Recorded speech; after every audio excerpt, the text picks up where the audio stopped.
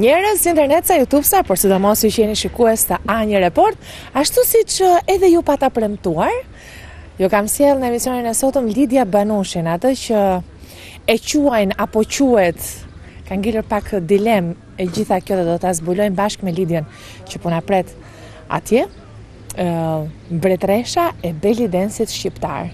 Një gjë është e sigurt, është shumë e zonja në punën që bën. Hajdeni me mua.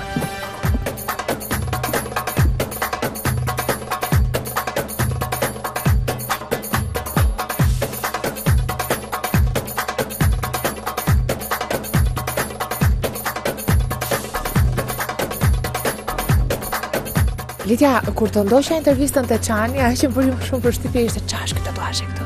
Ky tatuazh është një tatuazh jo i zakonshëm. Po pra, se pash dhe pistoletën. Jo, shumë mirë. Në fakt e kam përmendur edhe tira dhe kam thënë që meqense jam lodhur pak nga kjo pjesa e artit, doja të bëja diçka ndryshe tek vetja. Edhe pse nuk është tamam fiks për mua që më shkon, thash, okay, do ta bëj një tatuazh tjetër meqense unë jam çike fiksuar nga pjesa e pistoletave dhe këtyre gjërave që i kam shumë qejf. Të fortëve kështu, ha? Po, i kam shumë. Pëlqej. Po çfarë do të thënë e ka, pra çfarë shkruan? Është shkruar në anglisht, është the biggest fear that I have myself. Do të thënë që frika ime më e madhe është vetëm vetja ime, askush tjetër. Që ke frikë, vetëm veten. Po pistoleta pastaj çfarë simbolizon? Pistoleta përderisa ka diçka, domethënë në lidhje me frikën, në lidhje me fortësinë, me trimërinë, është përdorur gjithmonë pistoleta, sepse pistoletat dhe pika janë këto gjëra që tregojnë se sa të fortë je. Ti je fort? Po kështu sipas të tjerëve kështu thonë, nuk e di. Je femër agresive apo? Shumë. Duke qenë se vuaj edhe pak nga tiroidet, normalisht jam shumë. Tiroidet bën mirë ti kurosh ti. Do mundohem. Se mos na bëhesh rrezik për shoqërinë. Jo.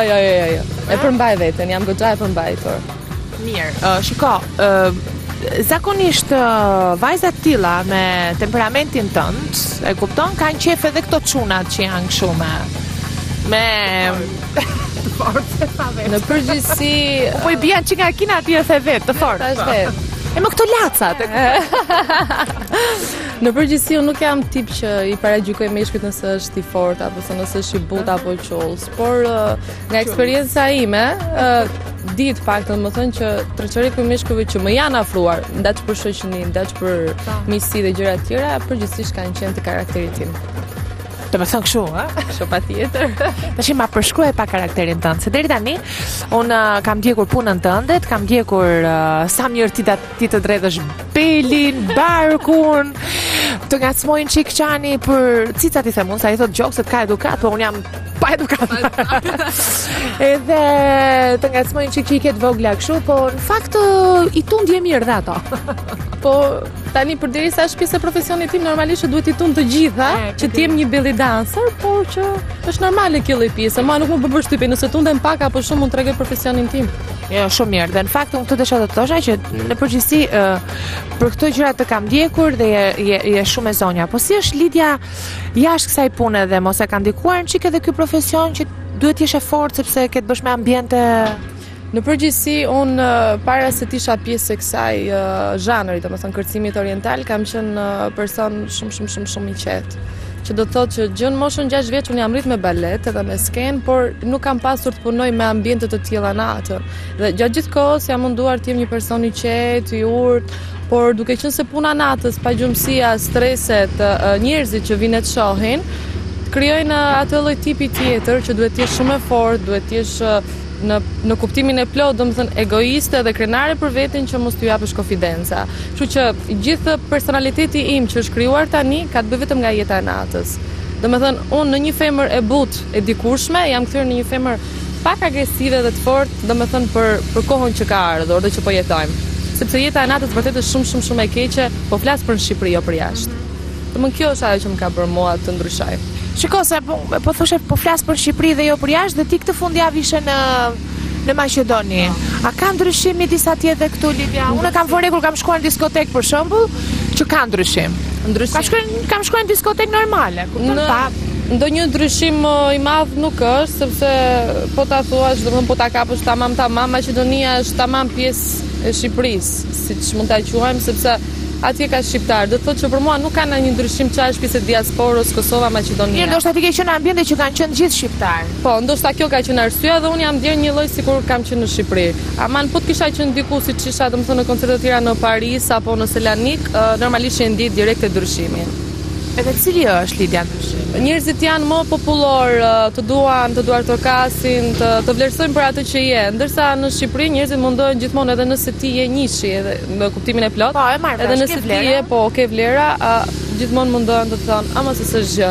Kërkojnë gjithmonë të tulin, kërkojnë gjithmonë të të paragjykojnë, gjë që nuk është mirë për një person që vërtet është artist edhe vlen për atë që është. A janë dhe invadent shqiptarët, sidomos meshkujt që të bezdisin, të ngacmojnë? Fatikisht kjo lloj pjesë më bezdis gjatë gjithë kohës. Duke filluar që nga këto gjërat elektronike, nga teknologjia e re që ka. Që ke filluar që nga Facebooku po thua ti ose nga rrjetet sociale. Po, këto janë gjëra që të bezdisin më shumë se ç'duhet. Pastaj dhe kur shihesh përballë, normalisht që ka bezdisje, por unë nuk do t'i quaja bezdisje. Thjesht njerëzit kur ta adhurojnë, normalisht që do të bezdisin se s'bën, e quaj unë. Ti je e adhuruar, Lidia? Në fakt nuk më pëlqen të flas për veten, por me ato por duke qenë se kam marrë përshtypje nga të tjerët, po, ndihem. Edhe jam shumë okay, do të thosha me veten që njerëzit më duan dhe më adhurojnë. Shikom, dëgjova pak në intervistën që ke dhënë Keqani dhe referohem asaj sepse atë ndoqja me vëmendje, ku bazohet Lidia që është mbretëresha e belidensit shqiptar. Në fakt, unë nuk është... Se nuk të lanë ti përgjigjesh e ti kësaj pyetje, përgjigja i djalit... tjetër, po, e kuptoj. Unë në fakt nuk më pëlqen të flas për veten dhe këtë gjëje, domethënë titull mbretëresh nuk është se unë ja kam vendosur vetes. Duke qenë se publiku shqiptar di bëj shumë i krahasimet e kërcimtare. Jemi kritik ne. Jemi shumë kritik ne dhe marrin vetë statusin kritik ne. Në shpeshherë domethënë në eventet dhe në koncertet që kam qenë, gjithmonë ata kanë qenë para që kanë vendosur titullin mbretëresh. Duke qenë se unë përfaqësoja Shqipërinë edhe jashtë në koncerte dhe gjithmonë domethënë që kjo është e denjë për të përfaqësuar dhe për të mbajtur një titull kaq të madh siç është titulli mbretëresh. Kam përshtypjen që jeta jote duhet të jetë shumë aktive midis fundjavave që duhet të jesh ndoshta edhe ditët e javës, Xhana, por edhe festave. Tani është shumë në modë, u bë vite në fakt, jo tamam tani. U bë vite tashmë që shqiptarët preferojnë që të marrin vajza që kërcejnë belly dance për të bërë një surprizë ditëlindje. Patjetër. Unë u bë shumë kohë që jam pjesë aktiviteteve ndryshme, që do të thotë jo vetëm nëpër klube, nëpër diskoteka apo nëpër restorante muzika live, por jam pjesë edhe dasmave që janë evente domethënë shumë të pëlqyeshme edhe janë vërtet të kënaqshme për mua si Lidia që jam pjesë e këtyre eventeve. Sepse fatikisht to klubet edhe diskotekat të vinë moment që të vinë më të hundës, sa kupton gjatë gjithë kohës çdo fundjavë. Edhe kur ndryshon ambient që je në një dasëm, je më mirë ndihesh sikur je në dasmën tënde. Edhe në dasëm. Po. Edhe ndihesh sikur je më mirë, domethënë se sa në diskoteka ku njerëzit presin të bëjnë të shohin show. Ndërsa në dasëm njerëzit janë më të afrueshëm, më miqësor, të duar trokasin, të përqafojnë, të falenderojnë. Sepse njihen dhe më shumë me njëri tjetrin. Edhe mua kjo pjesë më pëlqen më tepër. Domethënë jam shumë e kënaqur këto kohë. Domethënë për vitet e fundit flas që jam pjesë e dasmave, e festave, domethënë si ditëlindje. Por edhe fundjavat nuk mund t'i përjashtoj sepse dhe ato kanë vendin e vet. Mirë, patjetër, po fitohet shumë para me punën tënde? Tani të them që nuk fitohet, po bie tamam sikur po të gënjej. Fitohet. Kjo pyetje më është bërë me miliona herë dhe vërtet fitohet. Nuk e di për vajzat e tjera të kërcimit oriental apo të kërcimit të zhanrit baletit modern apo klasik apo ku diun çfarë do lloj zhanri tjetër, por unë si Lidia normalisht që fitoj shumë. Sepse çdo lloj gjëje përveç se pasionit edhe asaj që ndijon për belly dance-in është edhe biznes. Që do të thotë nëse unë nuk do të fitoja nuk do isha mirë, është e qartë se është puna jote. Po normal. Çdo njeri kërkon të japë maksimumin punë, po dhe leku ka rëndësinë e vet. Shiko, kam vënë re shumë vajza, më kujtove një ditëlindje të një miku tim. Ishte një vajzë, e kam parë shpesh atë, ajo bën fakt edhe kështu, po s'do ta përmendim emrin sigurisht, e njoh edhe konkretisht. Bën edhe kubiste në për diskoteka etj. Është gjithmonë me maska, ajo nuk do që t'ja kapin fytyrën. A ka vajza shumë të tilla Lidia dhe si e mirë kuptuar ti te kjo pjesa që je me fytyrën tënde, me imazhin tënd, me prindrit si e kanë mirë kuptuar këtë gjë? Në fakt duhet më flasësh pak për ato vajzat e tjera apo dhe për ty në raport? Unë në fakt kam parë shumë vajza të tilla dhe kritika ime, domethënë, jo se kritik, po mund ta quaj ndryshe, e kupton, mendim, opinion. Gjithmonë kur i kam takuar, pavarësisht se më të vogla apo më të mëdha se unë në moshë, i kam thënë, edhe pse unë baj një titull shumë të madh si ky që kam, do doja shumë që edhe ju të bëheshit mbas meje, se ndoshta një ditë unë ndoshta nuk do të jem kjo që jam, sepse kështu është jeta, më kupton, edhe detyrimisht që kam thënë që duhet ndiqsh një rrugën time, nuk ka nevojë pse të përdorësh një maskë, përderisa ke marrë përsipër gjithë të përgjegjësi, të dalësh, të kërcesh në një ambient shumë të madh, nuk ka arsye pse të mbulohesh. Nuk ka arsye pse të fshihesh mbas karakterit. Po cilat janë arsyet që ato mbulohen? Janë familja, paragjykime ndoshta nga shokët, nga shoqet. Kjo nuk është një punë e pisët, Lidia. Jo, pra, kjo këtu doja dilja. Nuk është punë e pisët, kjo është art në vete. Që do të thotë kush është i mundur të tregoj talentin e vet, mund ta tregoj në çfarë do lloj mënyre. Dhe nuk është punë e pisët të tregosh kërcimin tënd se si di ta bësh. Megjithatë, është mendimi i tyre, unë i kam respektuar, jam munduar t'ju jap ide dhe t'i them që kjo është e mirë dhe kjo është e keqe, por kam vënë re që prap femrat fshihen shumë. Ditën bëjnë punë të tjera, që do të thotë punojnë shumë normal dhe natën shumë normal, po dhe ajo është një punë normale. Jo, mendohet domethënë që nata është pak më rrezikshme për femrat që punojnë. Po nata është e rrezikshme femrat. Nata është e rrezikshme dhe nëse një vajzë i është dashur që dali për një arsye dhe është në mes të rrugës, do të thotë gjë fare kjo, e kupton? Nuk është paragjykoj, por thjesht ju kam dhënë mendimin që siç mund bëhet një punë ditën, ashtu janë dhe punët e natës. Kështu që nuk është problem. Unë nuk do ta konsideroj as punate. Ti mund të shkosh të punosh të bësh edhe ditën se mund të kesh një dasëm në drek dhe po zakonisht kjo pyetje më është bërë shumë herë dhe unë gjithmonë kam thënë që të gjitha pyetjet që të bëjnë ti pas kanë bërë shumë herë. Po një. Po duket që se kemi dhënë shumë intervista, i dim. E kuptoj që jeni një mbretëreshe e madhe. Jo, vërtet nuk është problem. Mund të ketë, domethënë, dasma dhe ditën, mund të ketë evente ditën, kështu që nuk është vetëm punate, por duket që se treçereku i punëve janë natën. Edhe këtu keme funksionon që kjo pjesa e natës, nata. Edhe unë mendoj se më mirë gjërat i bëj natën se sa ditën. Dgjoj, gjërat më të mira natën bëhen. Po. Unë faktikisht natën. Më të mirat. Unë natën bëj gjithçka që njerëzit e bëjnë ditën, ha natën, pi natën, çdo gjë e bën natën, ndërsa ditën vetëm flej gjumë. Vetëm flej përveç rasteve, besoj kur ke në një aktivitet. Po. Detyrimisht duhet të zgjohem 700 herë me zile telefon. Tjetër me prindrit, Lidia? Patjetër me familjen. Si e menaxhojnë familja? Këtë pjesën tënde që ata çohen në orën 9, po themi. Edhe unë çohem shumë vonë. Zakonisht edhe kur çohem filloj, domethënë nuk guxon njëri të më pyesin nëpër shtëpi si fjete apo si nuk fjete. Dhe gjithkohës jam me nerva kur çohem. Edhe çik problem. Ti e ke nga që je tip pistolete kështu. Por shumë mirë menaxhojnë. Unë faktikisht pavarësisht se në shumë raste jam shumë e lodhur, mundohem që fundjavën para dite, zakonisht ditë diele ose ditë shtune, ja përkushtoj atyre. Jam shumë krenare që kam prindër si ata që kam unë, edhe një motër si ajo që kam. Sinqerisht më kanë mbështetur jashtë mase dhe në shumicën e punëve ato më kanë përkrahur dhe më kanë menaxhuar jashtë mirë. Shumë mirë do thoya. Janë vërtet shumë të mirë, nuk kam fjalë ti përshkruaj dhe kujdesen jashtë mase, kujdesen si të jem një fëmijë i vogël, jo sikur jam kjo që jam. Mirë, Lidia, di çfarë më bën tjetër përshtypje mua që ti ke elokuencë në të folur bilbilje nga goja. Edhe dua të kuptoj, do të kishe shkuar ndonjëherë mendja sepse ti në gjithë jetën tënde je marrë me balet, kështu që e ke filluar e vogël si valltare, më duket nëse nuk gaboj. Si balerinë e zhanrit modern.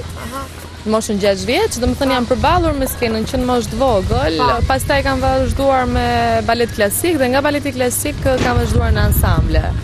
Megjithatë, unë nuk më pëlqejnë kërcimet me teknik, që do thotë gjitha këto që përmendaj janë kërcime me teknik edhe mua më kanë lodhur. Unë dua diçka që kur të dal në skenë njerëzit thonë wow, ky është show. Edhe ti ta shprehësh veten nga e brendshmja jote, si më thënë. Kjo është e gjitha. Domethënë pasioni për belidencin më ka bërë që ti fus shkelmin këtyre kërcimeve të tjera dhe qartë të dalë tek. Megjithatë mendon se gjithë jeta jote do jetë kjo, ke pritshmëri të tjera?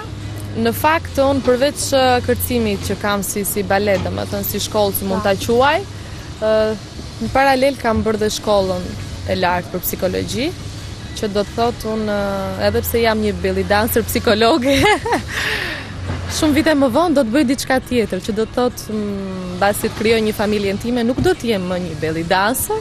Jo për shkak të paragjykimeve, për asgjë tjetër nuk do doja ta lija punën, por se thjesht vjen një lloj momenti që duhet t'i përkushtohesh familjes tënde që ke dhe të bësh një punë ndoshta më të lehtë për veten, më të lehtë në kuptimin ti je më e qetë. dhe të kesh kohë mjaftueshëm për familjen. Kështu që mendoj se do të jem një psikologe shumë e mirë, përderisa jam dhe çik kështu bil nga goja.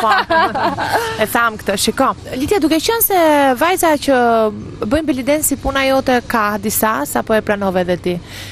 Si mbritet ti dhe kush mendon që ka qenë arsyeja që ti je pjesë e fokusit të telekamerave ose të gazetave të ndryshme? Në fakt, të them brita, unë këtu isha. Edhe njerëzit ishin ata që më zbuluan, vetë publiku shqiptar. Edhe unë në shumë evente kam qenë paralel, do doja të thoja, me femra tjera që kërcejnë belly dance. Edhe kështu që prandaj është bërë dhe diferenca dhe krahasimi. Domethënë, mbas një kërcimi të atyre kam dalur në skenë, kam bërë kërcimin tim. O sa e sigurt je në vetvete, mo. Edhe kështu që diferenca është bërë nga vetë publiku. Nuk kam dashur ta bëj diferencë, sepse unë nuk dua askush të ndihet keq për shkak të pozitës time ose për shkak të kërcimit që bëj. Do doja që të gjitha të bëhen si unë. Mirë, kjo është një që shumë e mirë. Vura re dy cilësitë këtu. Siguria në vetvete, ajo unë jam, por edhe mungesa e egoizmit njëkohësisht. Pra ti s'ke pasur nevojë për egoizmin që të jesh mbretoresha, siç të quajnë. Unë nuk dua ta fuz veten tek pjesa e egoizmit, tek krenaria. Normalisht jam krenare. Kush është ai që nuk është krenar për veten e vet? Megjithatë nuk më pëlqen ta shpreh egoizmin në persona të tjerë ose në publik apo ku diu. Shpeshherë kur takoj njerëz që nuk më njohin jashtë kamerave, më thon si ka mundësi se ne të dinim ndryshe. Edhe përgjigjja ime është gjithmonë kjo. Merr frym ti se je njeri dhe unë marr frym si ty. Kështu që nuk më pëlqen ideja që unë kam një status apo dal në televizion apo në ekrana apo ku di unë në çfarë do lloj gjëje tjetër. Kështu që siç mund të marrë frym dikush njeri thjesht ashtu jam dhe unë. Tash do të bëj një pyetje kështu, ndoshta unë shpesh has në probleme, sidomos me vajzat, sepse duke qenë se bëj këto intervistat kështu, se që jam bëj unë, alla unë, edhe shpesh nuk pranojnë, kanë frikë. Po për të si ishte. Në çfarë kuptimi ishte? Ka ndodhur shumë shpesh, vetëm këtë javë duhet të më kenë refuzuar diku ndoshta edhe 4 ose 5 intervista. Sepse më thonë ti ngacmon shumë, e kupton? Ose kanë atë logjikën që unë tallem me njerëzit, që fjala tallje është një gjë që kanë filluar ta urrejt në vit më të hundë, se unë bëj shaka, nuk tallem maskën. Ma më pëlqen shumë që ti ke një emision të tillë, edhe doja të të falenderoja që unë jam pjesë e emisionit tënd. Nuk i kam problem fare këto, sepse unë jam tip pak karagjoze vetë dhe më pëlqen të tallem. Kështu që këto ngacmime të bëjmë shaka, jo të tallem. Këto ngacmimet janë për njerëzit që nuk dinë të përballen. Këtë e kam pas gjithmonë. Kurse ti ajo pistolerja. Nuk ka lidhje, se çdo gjë pa lidhje me pistolerin. Bëj shaka. Nuk ka lidhje. Jo, unë i përgjigjem njerëzve ashtu siç më pyesin, ashtu i përgjigjem. Nuk kam arsye pse të refuzoj një ftesë nëse nuk përgjigjem dot apo ku diun diçka tjetër. Do të përgjigjem ashtu siç e ndijon të përgjigjem. Lidia, tash ti të përfitojmë pak nga kamera ime edhe të na thuash ku të gjejnë njerëzit ty nëse duan të shohin. Unë nuk është se jam stabil në një vend, siç mund ta quaj, zakonisht jam vetëm në vende, domethënë speciale, që do të ftuar speciale, nëpër klabe, nëpër diskoteka, nëpër restorante. Atë duhet të ndjekin ndoshta me anë të faqes tënde. Do ta përmendja edhe atë. Në faqen time, domethënë në Facebook, tamam me emrin siç kam Lidia Banushi, gjithashtu edhe në fanpage-in tim, Lidia Banushi, po në të njëjtin. Mjafton që të klikojnë Lidia Banushi në Facebook edhe të kanë çdo gjë mund t'i gjeni informacionet rreth meje. Mirë, të faleminderit shumë. Edhe ku e ke punën e radhës tani ti? Punën e radhës ka më shumë sa që nuk di kujt ja filloj. Okej. Mirë, faleminderit të që ishe me mua në emisionin. Faleminderit ty për ftesën. Shko, kështu goca 22 vjeçare si puna jote, që janë kaq të shkafta, bris nga goja. Edhe shumë të natyrshme, unë kam parë pak në emisionin tim. Jam shumë krenare që patën jam në emisionin tënd. Faleminderit shumë. Faleminderit shumë. Në pafshim.